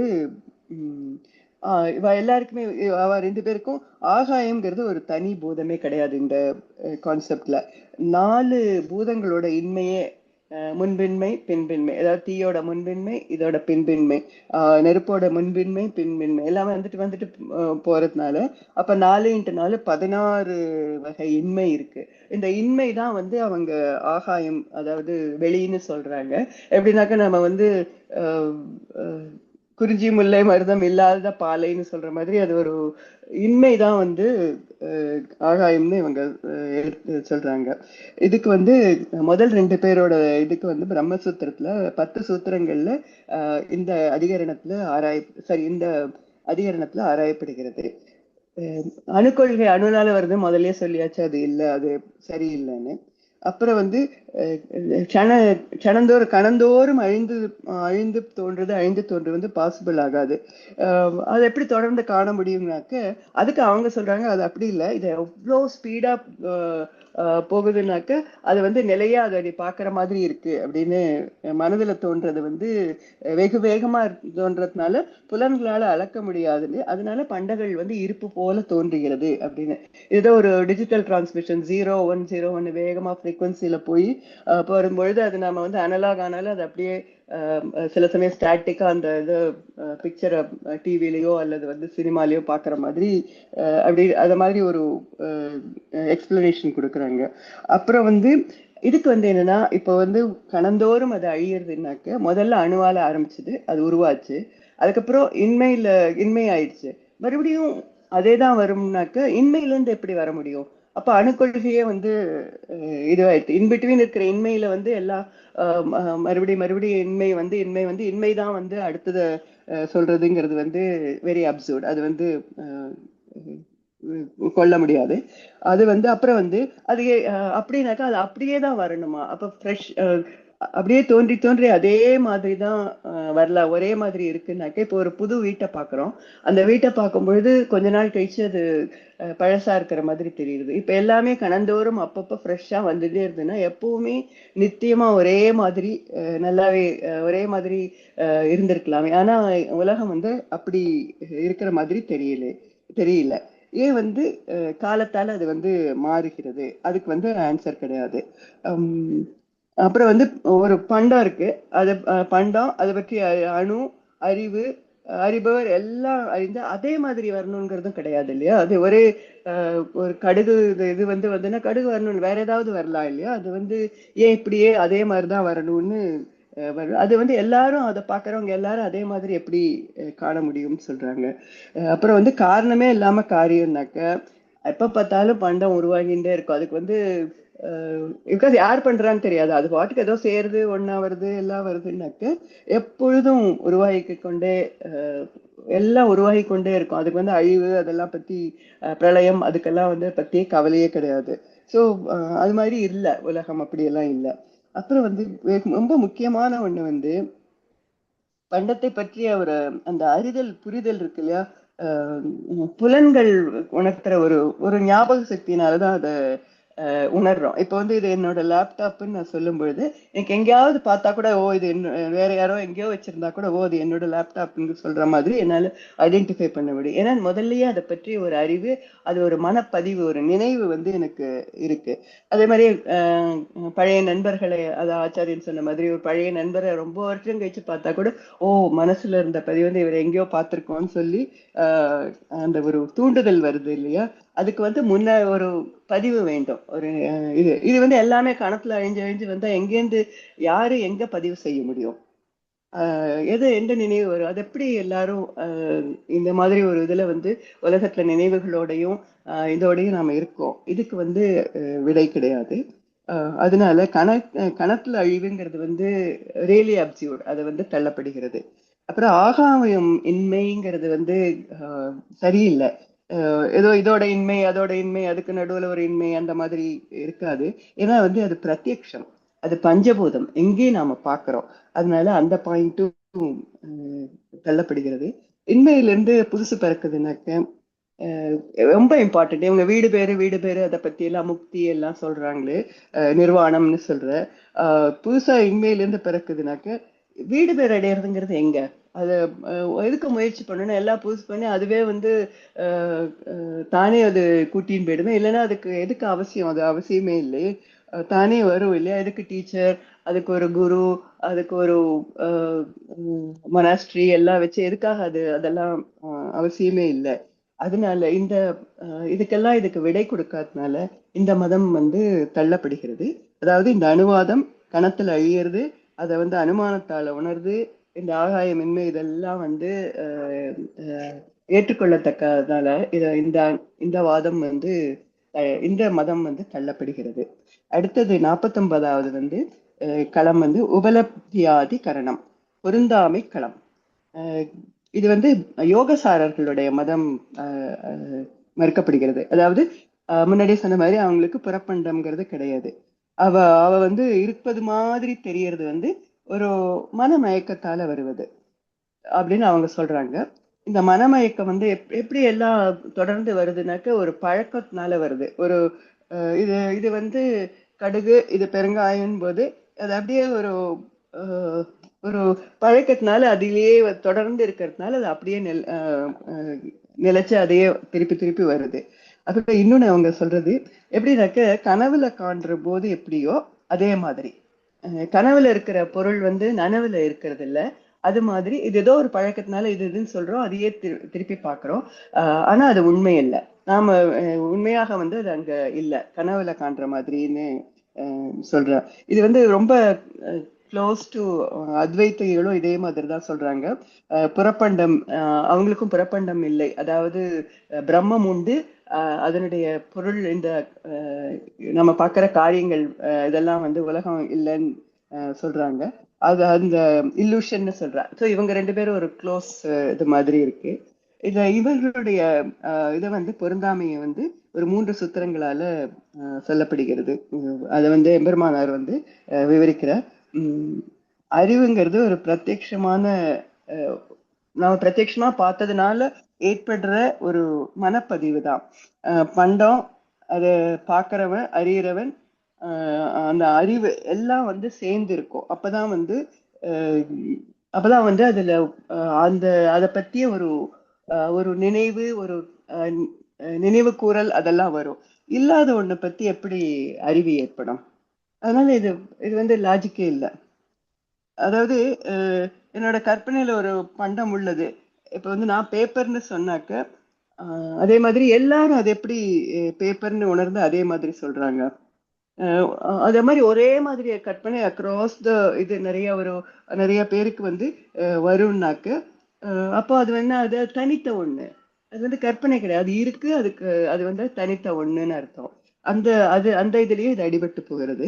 அப்புறம் வந்து பழக்கத்துல வருதுன்னாக்க எகைன் அந்த கணத்துல அழிஞ்சு கணத்துல பிறந்து இன்மையில அணுல பிறந்து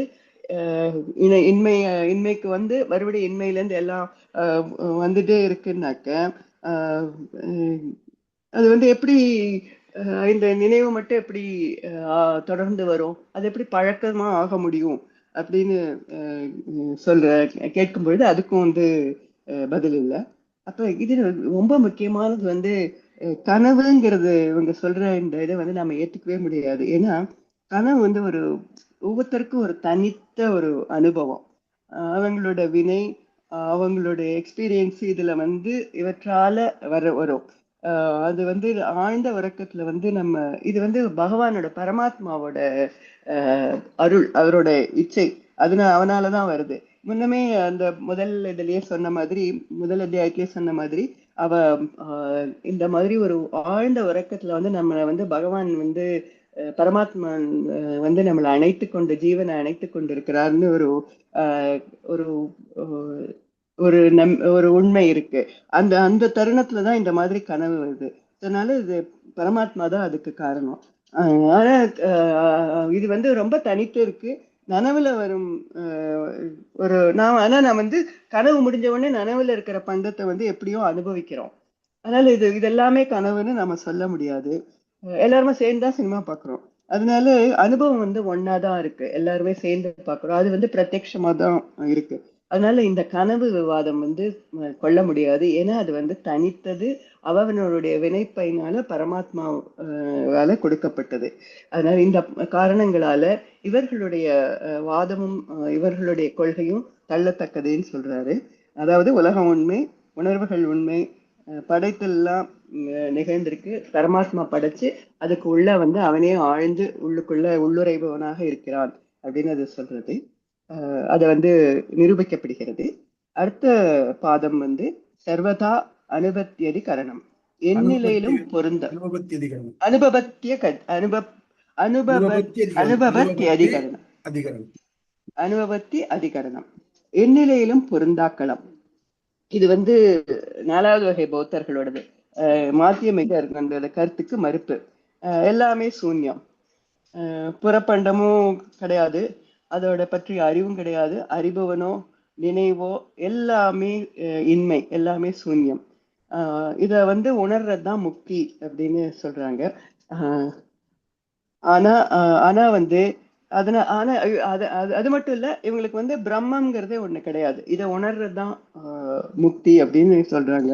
இத வந்து ஒரே சூத்திரத்துல அவர் உதறி விடுகிறார். ஏன்னாக்க எப்படின்னா, பண்டமே இல்லைங்கிறது வந்து இல்லைங்கிறதே வந்து பண்டமே இல்லைங்கிறது எந்நிலையிலும் பொருந்தாதுங்கிறது இதோட ஸ்டேட்மெண்ட். ஒண்ணு வந்து இல்லைன்னு சொல்லும் போது அது இருந்ததுனாலதானே அது இல்லைன்னு சொல்றோம். இல்லாத ஒண்ணு ஒரு சான்றும் அதுக்கு கிடையாது, அதாவது அனுமானமோ பிரத்யக்ஷமோ எதுவுமே கிடையாது.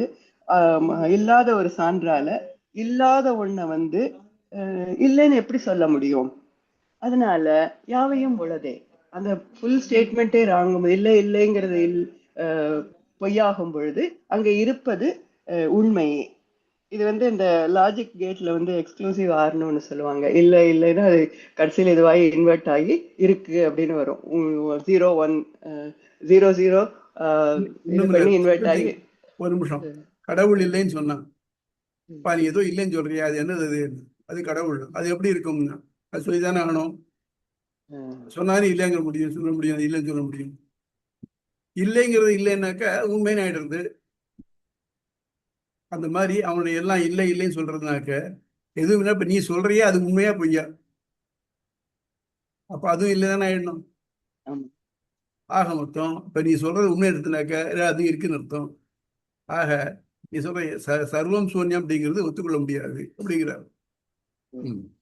நன்றி சாமி. அடுத்தது வந்து ஏகஸ்மின சம்பவாதி கரணம், மாறுபட்ட பண்பின்மை களம். இது வந்து சமண கருத்துக்களை ஆராய்கிறது. சமணர்களுக்கும் பரமானு தான் உலகத்தோட காரணம். அங்க இந்த ஜீவன் அஜீவன், அதாவது சித்து அச்சித்து மாதிரி தத்துவம் இருக்கு. அப்புறம் வந்து தர்மம், அது ஒரு மீடியம் மாதிரி தர்மத்தை அவங்க நினைக்கிறாங்க. மீனுக்கு தண்ணீர் மாதிரி அது ஒரு இது. அதர்மம்ங்கிறது வந்து உலகத்தை இருப்புக்கு காரணம். ஆகாயம் அவங்க ஒத்துக்கிறாங்க. காலச்சக்கரம் இது இருக்கு. இவங்களுடைய இவங்களுடைய மெயின் இதுபடி முக்கியமான புருஷார்த்தம் என்னன்னாக்க, ஆத்மா வந்து அதாவது ஜீவன் வந்து உடம்பு எவ்வளவு பெரியதோ அவ்வளவு பெரியதா விரிந்து ஜீவன். ஏன்னாக்கா இதுல இருந்து அணு கொள்கை இவங்க இது பண்ற மாதிரி ஜீவன் வந்து உடல் அளவே ஆனவன் அப்படிங்கிறது இவங்களுடைய உடல் முழுவதும் இருக்கு. அதாவது ஆத்மாவின் அளவு வந்து உடல் அளவு, அது வந்து இவங்களுடைய கொள்கை. இவங்களுடைய முக்கிய புருஷார்த்தம் என்னன்னாக்க, உலக இந்த உடம்பிலிருந்து இந்த ஆத்மனை வெளிப்படுத்தி அவன் வந்து எவ்வளவு சின்ன நுண்ணிய நிலை, அவனோட ஒரிஜினல் வந்து ஒரு நுண்ணிய நிலை தான். அதை வந்து வெளியே போய் ஒரு வெற்று வெளியில ஆகாயத்துல வந்து தன் நிலையில பெறுதல். அப்போ அந்த நுண்ணிய அணுவினன் ஆவான். அதுதான் அவங்களுடைய புருஷார்த்தம், அந்த இது. அப்புறம் வந்து இவங்களுடைய இன்னொன்னு வந்து இருப்பு இன்மை, இருப்பும் இன்மையும், இருத்தல் அல்லது இல்லாதிருத்தல், அந்த மாதிரி ஒரு ஸ்டேஜஸ் அவங்க எல்லாமே வந்து ஸ்டேஜஸ் இதுல இருக்கு. அதாவது அந்த ஒரு மீன் இருக்கும், ஆணும் இல்லை, ஆணாவும் இருக்கலாம், பெண்ணா இருக்கலாம், ஆணும் பெண்ணும் சேர்ந்தா இருக்கலாம், ரெண்டுமே இல்லாத ஒண்ணாவும் இருக்கலாம். அது மாதிரி அந்த இன்மைங்கிறது வந்து அவங்களுக்கு வந்து ஒரு முக்கியமான இது. ஒரு 7 சப்தங்களை அவங்க சொல்றாங்க. இதுல வந்து 4 சூத்திரங்கள் இருக்கு. முக்கியமான ஒரு இது என்னன்னாக்கு, ஆத்மா உடலின் அளவேன்னு சொல்லும் பொழுது, அது நம்ம அளவின்னு சொல்லும் பொழுது அதுக்கு வந்து ஒரு நிலையின்மை வரும். அது எப்படி ஆகும்? இப்ப வந்து நம்ம மனிதனுடைய உடம்புல ஆத்மா அவ்வளவு பெருசுனாக்க, யானையோட உடம்புல அது அதை விட அவ்வளவு பெருசு, அது யானை உயர்ந்ததாக முடியுமா? அதை வந்து எப்படி ஒத்துக்கொள்ள முடியும்? அந்த இல்ல. ஏன்னா ஆத்மாக்கு வந்து எப்பவுமே நம்மளோட விகாரங்கள் எதுவும் இல்லைன்னு சொல்லும் பொழுது அது எப்படி ஒண்ணுல சின்னதாகவும் ஒண்ணுல பெருசாகவும் இருக்க முடியாது. அப்புறம் வந்து அது வந்து வினைக்கேற்ப ஆத்மா பிறக்கிறதுன்னு சொன்னாக்க யானையா பிறந்தாக்க அது பெட்டர், அது நல்ல வினை செய்ததுன்னு எடுத்துக்க முடியுமா? அப்போ நான் மனிதர்களை விட அது வந்து நல்ல வினை செய்ததுன்னு எடுத்துக்கொள்ள முடியுமா அப்படின்னு ஒரு ஒரு கேள்வி. அப்புறம் வந்து பண்டம் இருக்கும்போதே அது இல்லை, எகைன் இருக்கும்போது தான் அது இன்மைன்னு ஒரு பண்டம் இருக்கும்போதே அது இல்லாதது இல்லை, இன்மை இல்லைன்னு சொல்லும் பொழுது இவங்க இந்த இன்மை இல்லை, இன்மை இல்லாமலும் இல்லை அந்த மாதிரி சொல்றது எதுவுமே வந்து ஒரு லாஜிக் எதுக்குமே வராது. மாறுபட்ட தன்மைகள் ஒரே பண்டத்தில் இருக்க முடியாது. மாறுபட்ட சரி சுவாமி, ஆமா. மாறுபட்ட தன்மைகள் ஒரே இருக்கு, அதே சமயத்தில் இல்லைன்னு சொல்ல முடியாது. மாறுபட்ட தன்மைகள் ஒரு பண்டத்துல ஒரே நேரத்தில் இருக்க முடியாது. நன்றி சுவாமி. அப்போ வந்து இவங்களது பிறப்பற்ற நிலையில வந்து ஆகாயத்துல அணுவா இருக்கும்னாக்க அது என்ன பயன், என்ன அதனால என்ன ஆக போகுது, எதுக்காக அந்த ஒரு முக்தி என்ன, அதோட எய்ம் என்னன்னு அதுக்கு வந்து விடை கிடையாது. அது வந்து அதனால இந்த பரமாணுக்கள் தத்துவம் எப்படி அது வந்து ரத்து செய்யப்பட்டது, அதை வந்து இவர்களை வந்து முழுமையாக இவர்களுடைய தத்துவங்களையும் இந்த விளக்கங்களால மறுக்கப்படுகின்றது. அடுத்தது வந்து பசுபத்யதி கரணம். இது வந்து இதுவரைக்கும் வேதத்தை ஒத்து அதை கொள்ளாத மெயின் மதங்களை பௌத்தம், ஜைனம் அதெல்லாம் சொன்னாங்க. இப்ப வந்து இந்த மதம் வந்து ஆகமத்தை முதலாக கொண்ட மதம். இது வந்து அந்த பாசுபத ஆகமத்தை பத்தி இது ஆராய்வதால பாசுபத்தியாதி கரணம்னு சொல்லப்படுகிறது. பாசுபதம் வந்து சைவ மதத்தின் பாகமா இன்று இருக்கு. ஆனா வந்து அந்த ஸ்ரீபாஷ்ய காலகட்டத்துல வந்து அது வந்து தனியா குறிக்கப்படுகிறது. எல்லா மதங்களுமே எவால்வ் ஆனதுனால இது இப்ப இருக்கிற பாசுபதம் அதுவும் ஒண்ணான்னு சொல்ல முடியாது. இதுல வந்து இது வந்து ஒரு ரெபல் மதம் மாதிரி இருந்திருக்கு அந்த காலத்துல.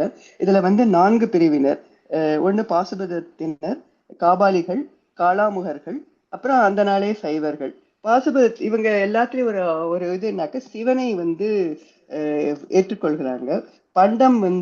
பண்டம் உயிர் வந்து பொருட்காரணம், சிவன் வந்து செய்வோன் காரணம் மட்டுமே. அதனால இந்த உலக நெறிகள் எல்லாம் ஏற்று சில நெறிகளை ஏற்று சொர்க்கம் புகலாம் அப்படிங்கிறது இவங்களுடைய பிலீஃப். படைக்கும் போது உருவம், கருவி, அது உடல், இதெல்லாமே வந்து அனுமானத்தினால அறியப்படுகிறது. சிவன் தான் படைச்சான், சிவன் தான் வந்து செய்வோன் காரணம்ங்கிறது எப்படி சொல்றாங்கன்னாக்க நாங்க வந்து இதன் மூலமா சொல்றோம், அனுமானத்தினால். அடுத்தது வந்து காபாலிகர்கள் வந்து அவர்களும் சைவ பிரிவு தான், சிவனை ஏற்றவர்கள் தான். அவங்களோட இது என்னன்னாக்க மோர் ஆஃப் ஹிதம், அதாவது வாழ்க்கை நெறி, எக்ஸ்டர்னல் திங்ஸ் பெற்று சில முத்திரைகளை அணிஞ்சு பெண்குறியில் ஆன்மா உள்ளதாக தியானித்து முக்தி அடைகிறதுங்கிறது. காளாமுகர்கள் வந்து சுடுகாட்டுல உள்ள எலிமெண்ட்ஸ் எல்லாம் கொண்டு அதனதன் தேவதைகளை வழிபட்டு முக்தி அடைகிறார். இவர்களுக்கெல்லாம் சிவன் வந்து ஒரு படைப்போன் காரணம் உண்டு. சைவர்கள் வந்து சிவனை முழுமுதல் கடவுளாக கொண்டு தீட்சை ஏற்று அதுக்குரிய வாழ்க்கை நெறி ஏற்று அறிவு, அதாவது பூணல் அணிந்து அதுக்குள்ளே உபநயனத்துக்குரிய அறிவை தீட்சை ஏற்கிற எல்லாமே ஏற்று சிவனை வந்து முழுமுதற் கடவுளா வைத்திருக்கிறார்கள். இதுக்கு வந்து 4 சூத்திரங்களால இது மறுக்கப்படுகிறது. மெயின் இதை வந்து என்னன்னாக்க பரபிரம்மம்னு இருக்கிற வந்து நாராயணன் மட்டுமே அப்படின்னு எல்லா வேத வாக்கியங்களும் ஐயம் திரிபுர சொல்லுகின்றன. அது தானே யாவற்றையும் செய்தது, அதுதான் எல்லாத்தையும் படைச்சது, தானே படைச்சு இவனையும் சிவனையும் பிரம்மா எல்லாயுமே அதுதான் படைத்தது. அதே போல வந்து அது பேரொளி கொன்றது, நாராயண பரபிரம்மம், நாராயண பரோ ஜோதிராத்மா நாராயண பரகான்னு அது நாராயணன் தான் எல்லாத்துக்குமே படைப்பு, காத்தல், அழித்தல் எல்லாத்துக்குமே அவன் தான். அப்புறம் இந்த நாராயணனை அடைந்து தியானித்தால்தான் முக்தி அடைய முடியும். அவரே முக்தி கொடுக்கிற முழுமுதற் கடவுள் அப்படிங்கிற ஒரு இதனாலையும் இவர்களுடைய சில தகாத உலக வழக்குக்கு உரிய மாதிரி இல்லாத ஒரு ஒரு தீவிரமான சில செயல்கள்னால வேதத்துக்கு விருத்தமான செயல்கள் வேதத்துக்கு விருத்தமான ஒரு தீவிரமான செயல்கள்னால இந்த மதம் வந்து ஒத்துக்கொள்ளப்படவில்லை. ஒத்துக்கொள்ளப்படுகிறது சொல்றோம். அடுத்தது வந்து நம்ம அடுத்த ஒரு இது வந்து கடைசி ஒண்ணு உற்பத்திய சம்பவாத்யதிகரணம். உற்பத்தி அசம்பவாத்யதிகரணம், ஆத்ம படைப்பு மறுப்புக்கணம். இங்க வந்து பாஞ்சராத்திரம் பத்தி ஆராயப்படுறது. இது வந்து ஒரு தந்திரம் அல்லது செயல்முறை சாஸ்திரம். மதம்னு சொல்லிக்க முடியாது. ஏன்னா இது வந்து வைணவத்துல வந்து 4 நிலைகள். பரம் வந்து அவன் பரம புருஷன இருக்கா. பரம் வந்து நித்திய சூரிகளோட இருக்கிறான், வைகுண்டத்துல இருக்கிறவன். வியூகம் வந்து பார்க்கடல், அவன் நிர்வாகம் பண்றதுக்கு. விபவம் வந்து அவதாரம். அது வந்து ஒரு நதி எப்படி வந்து நதியில இருந்து கடல் அது நதி வந்து மலையில இருந்து ஓடி வர்ற மாதிரி. அர்ச்சைங்கிறது வந்து நம்ம பக்கத்திலேயே இருக்கிற கோவில் பெருமாள், பக்கத்துல இருக்கிற கோவில் பெருமாள். இது வந்து எதற்காக இந்த மாதிரி வந்துன்னா, நமக்கு ஒருத்தருக்கு ஆச்சாரியன் சொன்ன மாதிரி ஒருத்தருக்கு தாகம் ஏற்பட்டதுனாக்க எங்கேயோ இருக்கிற வைகுண்டத்துல இருக்கிறவனையும் எங்கேயோ பார்க்கடல்ல இருக்கிறவனையும் எங்கேயோ ஒரு இடத்துல போய் நம்ம வந்து தண்ணி எடுக்க முடியாது. பக்கத்துல இருக்கிற ஒரு நீர்நிலையில இருந்துதான் எடுக்க முடியும். அதனால நம்ம அருகிலேயே இருக்கிற ஒரு அர்ச்சை, நம்முடைய நம்முடைய கோவில்ல இருக்கிற பெருமாளை வந்து நம்முடைய அதை வந்து அவனை பரபிரம்மத்தோட இதுவா நினைச்சு நம்ம பரபிரம்மத்தோட அர்ச்சையும் நாம அந்த பரபிரம்மமா நினைச்சு வணங்குறோம். அது வந்து இந்த மதம் வந்து முழுக்க வேதத்தை ஏற்றுக்கொண்டது. அதோட எப்படி பூஜை நெறிகள் செய்வது, அப்புறம் கோவில் ஒழுகு, இதெல்லாம் வந்து மிக தெளிவா சொல்லப்படுகிறது. ஸோ தட் எல்லாரும் வந்து இதை ஃபாலோ பண்ணி, எல்லாரும் இதை எளிமையா ஃபாலோ பண்ணி நம்ம வீட்டுக்குள்ளேயோ அல்லது கோவிலுக்குள்ளேயோ நம்ம பெருமாள் அங்கேயே தரிசிக்கிற மாதிரி இது பண்றது. இது வந்து பெருமாளே வந்து 5 இரவுகள் பிரம்மாவுக்கு சொல்லி அவர் 5 இரவுகள் 5 முனிவர்களுக்கு சொன்னதாக சொல்லப்பட்டது. அது ஸ்ரீரங்கம் கோவில் வந்து நம்ம பாஞ்சராத்திரம், அது வைகானசம் வந்து திருப்பதி கோவில் வந்து வைகானசம் சொல்றா. ராமானுஜர் வந்து இந்த பாஞ்சராத்திரம் இந்த வழிமுறையில மிக நம்பிக்கை கொட்டி அதை நிறைய சீர்படுத்தி அதை பரப்பினார். இதுல வந்து ராணசூத்திரங்கள் 2 பூர்வபட்சம். இதுல ஒரே ஒரு அப்ஜெக்ஷன் எதனால வருதுனாக்க, பாஞ்சராத்திரத்துல வந்து பரவாசுதேவன்கிற என்னும் பரபிரம்மத்துல இருந்து சங்கர்ஷன் என்னும் ஜீவன் பிறந்தான். அதுல இருந்து பிரத்யும்னன் என்ன மனமும், அதுல இருந்து அனிருத்தன் என்னும் அகங்காரமும் தோன்றிற்று அப்படின்னு ஒரு பிறப்பு மாதிரி அது சொல்லப்படுகிறது.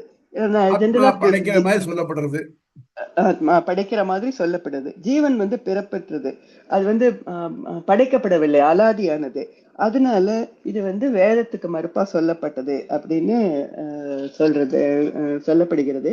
ஆனா வந்து அதுக்கு விளக்கம் கூறும்போது, இந்த பாஞ்சராத்திரத்துல வந்து ஆன்மா படைக்கப்பட்டிருக்கிறது முதலியே மறுக்கப்பட்டிருக்கிறது. ஏன்னா இது வேதத்தை வந்து முழுமையா எடுத்துக்கொண்டது.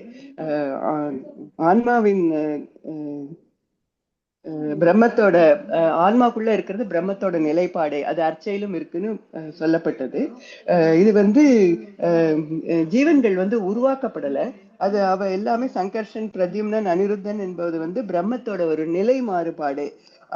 எப்படி வந்து ஒரே மனுஷர் வந்து ப்ரொஃபஸராகவும் கணவராகவும் தந்தையாகவும் இருக்க முடியோ அது மாதிரி அதைத்தான் சொல்ல வந்ததே தவிர அதை வந்து படைத்ததுன்னு வந்து இது சொன்னதை எடுத்துக்கொள்ள கூடாதுன்னு அதை சொல்றா. அது தவிர இன்னொன்னு வந்து ஒரு நிமிஷம், பாஞ்சராத்திரங்கிறது ஒரு மதம் அல்ல, அது ஒரு செயல்முறை சாஸ்திரம். பாஞ்சராத்திரம் ஒரு மதமே கிடையாது.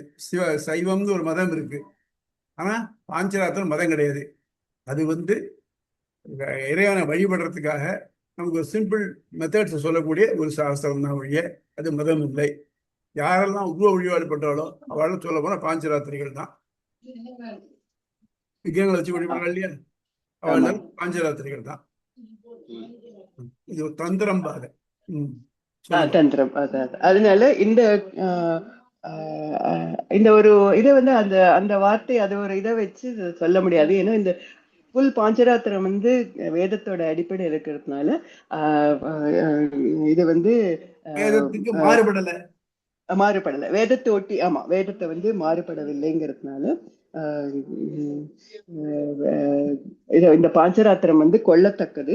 இந்த ஒரு இதுக்காக தள்ளத்தக்கதுன்னு சொல்ல முடியாது. இது வந்து கண்டிப்பா இது வந்து கொள்ளத்தக்கதுன்னு சொல்லி வேதங்களை ஒட்டி உருவ வழிபாட்டுக்கு விதிமுறைகளை தர்ற இந்த ஆகமம் அல்லது தந்திரம் வந்து கொள்ளத்தக்கதே என்கிறார்.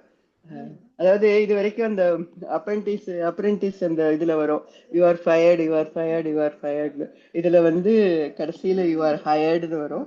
இது இந்த அதிகாரத்தை வந்து இந்த அத்தியாயத்தை வந்து பாஞ்சராத்திரம் வந்து ஒப்புக்கொள்ளத்தக்கதேன்னு சொல்லி முடிக்கப்படுகிறது. இதோட நானும் முடிச்சுக்கிறேன் சுவாமி. ரொம்ப நன்றி சுவாமி. சொன்னேன், இன்னும் கொஞ்சம் சுருக்கி இருக்கலாம், வேற ஒன்றும் இல்லை. அதாவது பாஞ்சராத்திரம் ஒரு மதம் அல்ல, ஒரு செயல்முறை சாத்திரம். பாஞ்சராத்திரம் நமக்கு நம்முடைய அட்டென்ஷனை ஃபோக்கஸ் பண்றது. எப்படி உபாசனம் பண்றச்சு முன்னால பார்த்தோம் இல்லையா, வித்தியைகள் தகர வித்யா, வைஸ்வானர் வித்யான்னு பார்த்தோம் இல்லையா, அந்த மாதிரி இங்க ஒரு அர்ச்சாவதாரத்துல ஒரு விக்கிரகத்துக்கு மேல நம்ம இதை நம்மளுடைய அட்டென்ஷன் இது பண்றது. ஆகவே அது தனி மதம் இல்லை, அது செயல்முறை சாத்திரம். அது வேதத்துக்கு மாறுபடலை. அதனாலையும் இது செயல்முறை சாத்திரம் இருக்கிறதுனாலையும் வேதத்துக்கு மாறுபடாத ஒத்துக்கொள்ள முடியும் அப்படின்னு சொல்ல முடியும். சரி, என்ன சொன்னீங்க? நன்றி சுவாமி. ஜாஸ்தியா போயிட்டு ரொம்ப ஜோரா சொன்னீங்க பிரேமதா, ரொம்ப நல்லா இருந்தது. நீங்க நிறைய ப்ரிப்பேர் பண்ணிருக்கீங்க, வேற ஒன்றும் எதை விடுறது. Very good. நன்றி சுவாமி. நன்றி. ஆழ்வாரின் பெருமானார் திருவடிகளை சரணம். லட்சுமி ராமானுஜாரியாய நம. பரமயோகினே சூத்ராணாம் அந்தர்ஜ்வரம் அசீசமத். Very good. நல்லா இருந்தது பிரியமதா மேடம், சூப்பர், தேங்க்யூ.